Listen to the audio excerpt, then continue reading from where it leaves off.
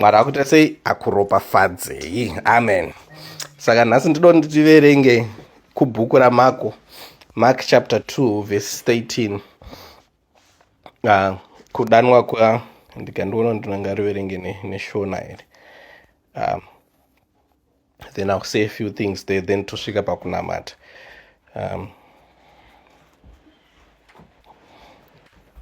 Mark chapter 2 from verse 13. Kudanwa kwa Mateo.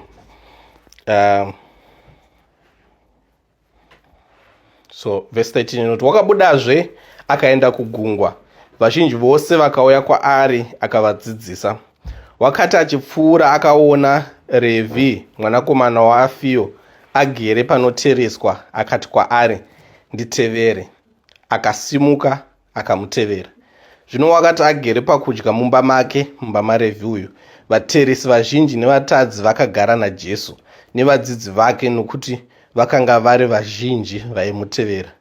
Zvino vanyori navaFarisi vakati vachiona achidya navatadzi navateresi, vakati kuvadzidzi vake, mudzidzisi, unodyireiko nevateresi nevatadzi? Jesu wakati achizvinzwa, akati kwavari, usingarwari haatsvagi chiremba, asi unorwara. Handina kuuya kuzodana vakarurama, asi vatadzi kuti vatendeuke. Amen. Usingarwari haatsvage chiremba.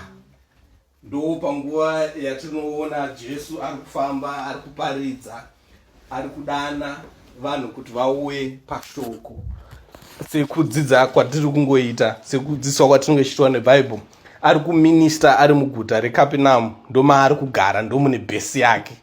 So Bhaibheri zvariri kutidzidzisa nderekuti chekutanga akadana Matthew ari panzvimbo yake yebasa. Matthew anga ari pabasa rake. Basa rakanga richiitwa naMatthew raishooresa, nekuti akanga ari muJudha.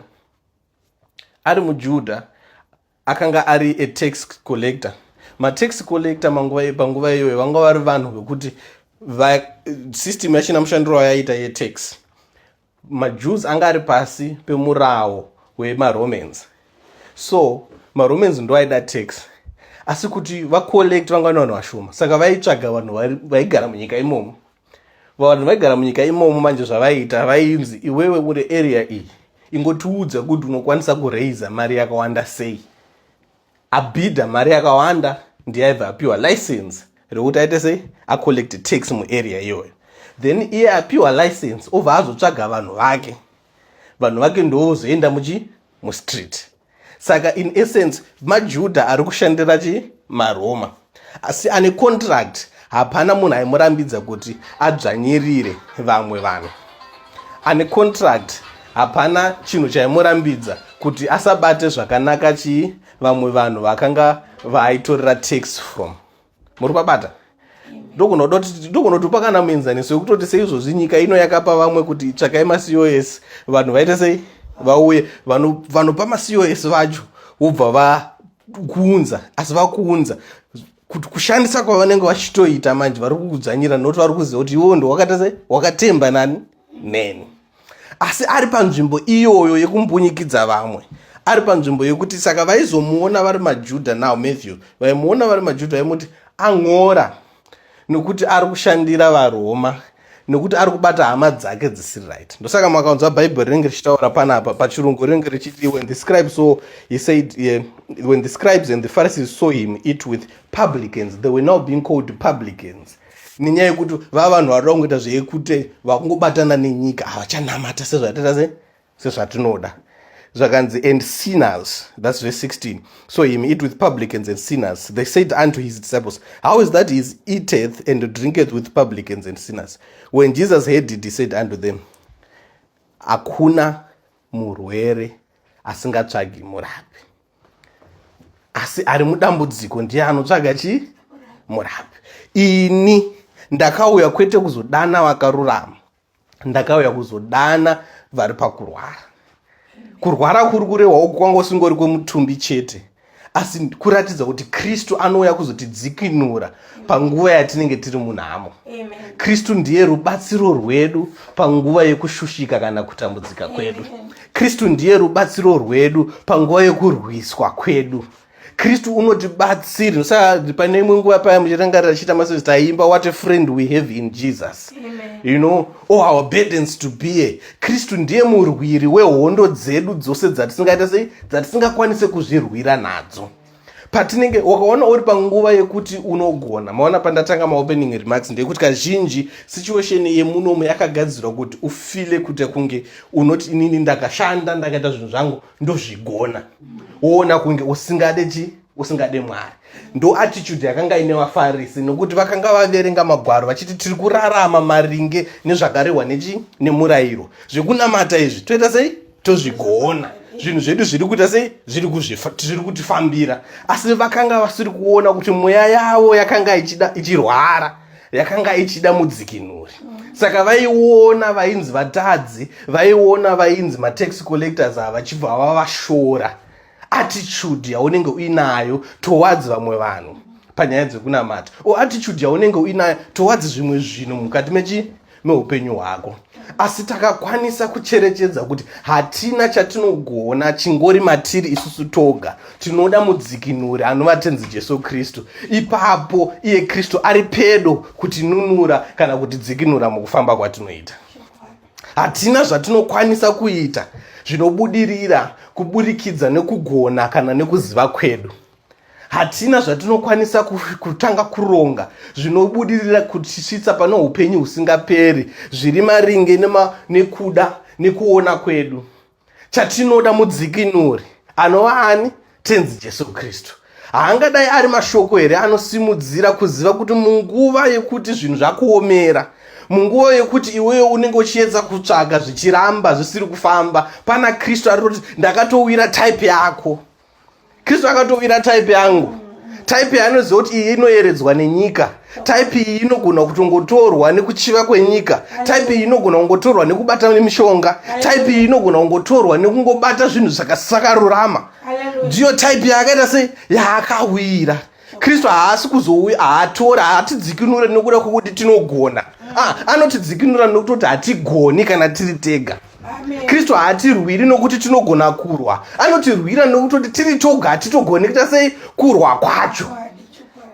Vaya vaishorwa, vaya vaionekwa sekunge vasina chavanobuda nacho, ndo Kristu vari kuti ndo vandakawira nokuti vanotoda mumwe munhu kuti avadzikinure. Vanotoda umwe munhu kuti avanunure kubva muchinhano chavari ichocho. Amen. Amen. So ndo patiri kuona example inoshandiswa naMark nokuti makarangarira kana makamboteerera pane Mark yatanga tichiita, ari kuratidza kuti pane imwe nguva anoenda kunoporesa munhu ane maperembudzi. Chicha ari kuratidza munhu asingadiwe nesociety, munhu asingagamuchirwe, munhu atodzingwa, munhu ane maperembudzi ndiye munhu aanoponesa. Anonoporesa munhu chirema chisingafambi, chaisakwanisa kunonopinda mutempo, chaisakwanisa kunonoenda pamberi pemuprista chiri choga. Jesu ndo vanhu vaari kuita sei? Vari kudanwa. Kristu aripo pakuita kuti iwewe unoita kunge usinganzwisisike unzwisiswe nedenga. Chakakosha muupenyu handi kunzwisiswa nevanhu asi kunzwisiswa nedenga. Chakakosha muupenyu handi kuonekwa nevanhu asi kuonekwa nedenga. Chakakosha muupenyu handi kuti vanhu ugamuchirwe nevanhu asi kuti gamuchirwa naKristu. Nokuti munhu wese ane expectation yake pamusoro peupenyu hwako. Ini ndine expectation yangu pamusoro peupenyu hwenyu. Imi mune expectation yenyu pamusoro peupenyu hwangu. Asi takatarisa tiri muno tese ma expectation edu akasiyana. Hatimbofa takakwanisa kumita ma expectation emunhu wese. Asi pane expectation 1 yatinofanira kutsvaka nekuvavarira. Expectation yekuonekwa, nekutsvakwa, nekugamuchirwa nedenga. Expectation yekuti kana Kristu akakutarisa uri pabasa pako, uri panzvimbo yokushorwa nesociety, uri panzvimbo yokurambwa nemhuri, uri panzvimbo yokurambwa navose vakakukomberedza, anokudana oti iwe uya nditevere. Akanga asiri yeye ega muteresi, akanga asiri yeye ega panguva iwe vanhu vaitora mutero. Saka pavazhinji, asi wona kudanwa kwaMateo kwakaita kuti vamwe vauye vawane mukana wokunge vari pamberi nekudya nekuyanana naJesu Kristu. Amen. Ndozvatiri kuverenga panapa.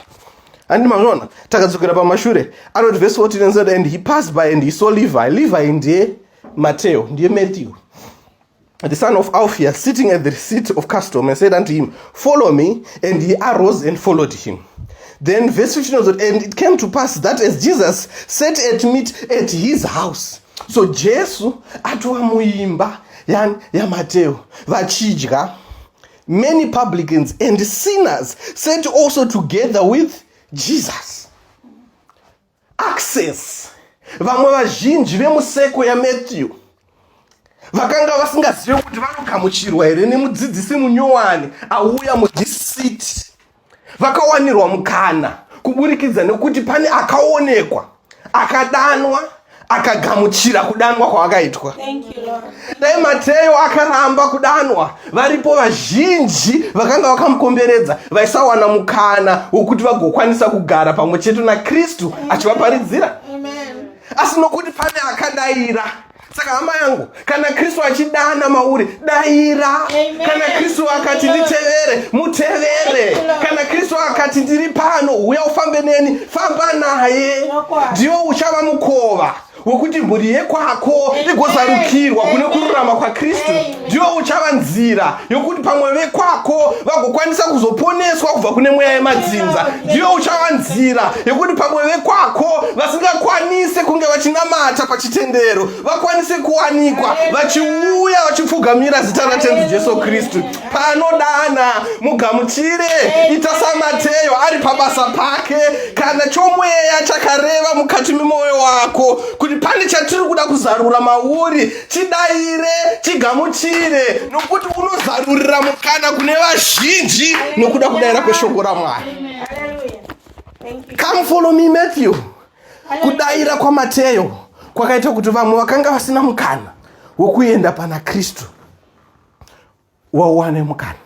Ndozvakabva zvashoka varume ava. You see? Apa makapaverenga zvakanzi, and the Pharisees and the scribes and Pharisees saw him eat with the publicans and sinners. They said, how is it that he's eating with these people? Ko Jesu akuzosamba netype yevanhu vakadai so sei? Hani mazvona akutamba nevanhu ava. How come? Pane akaita sei? Akadaira. Pane akanga ari musituation yokuti akanga ari pakurambwa. Saka zvatinodzidza mukati meshoko raMwari kana uchiverenga bhuku raMark, unodzidza kuti Kristu, Mark ayeredza kuratidza kuti Kristu akauya kuzodana vaya vaisagamuchirika. Amen. Kristu akauya kuzodana vaya vainzi havana chavainacho chokuti tingatoti chinoremekedzeka pavari. Amen. Kristu akauya kuzodana vaya vainzi hana profit. Hallelujah. Hallelujah. Vaya vanenge vachinzi uyu hapana paya, chero akadini ingori rombe, hatina zvatinozombo, hapana mukuti pane chinobuda here paya, mungomuona anongorarama nditongombeya.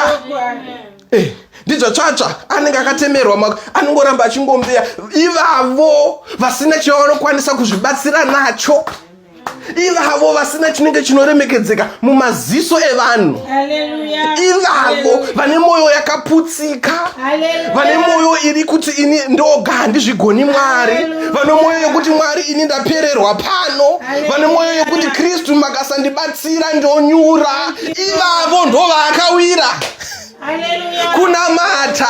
Sandikuunza kururama kwedu pamberi paMwari, kwete bodo. Kunamata kuunza kuputsika kwemwoyo yedu, kuunza matadzo edu, kuunza kusagona kwedu, tozviisa pamberi pane iye anogona, pane iye anoumba, pane iye anosimudzira. Nokuti tinoimba anosimudza marombe kubva muhuruva.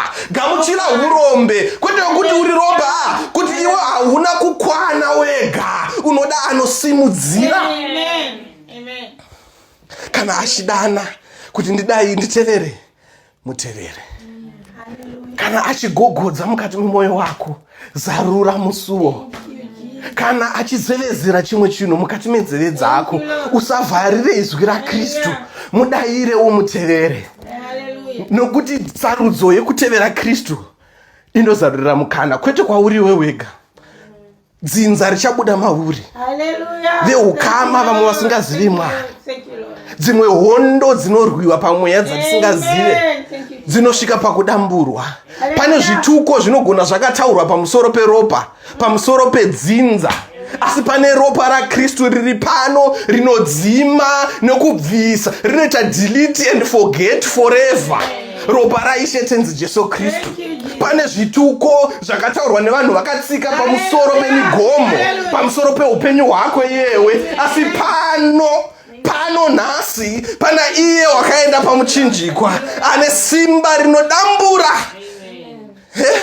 Madamburo mupedza nyaya, munyaradza ruzha, murapi wazvose, Amen. mudzikinuri wavose, murwiri wehondo.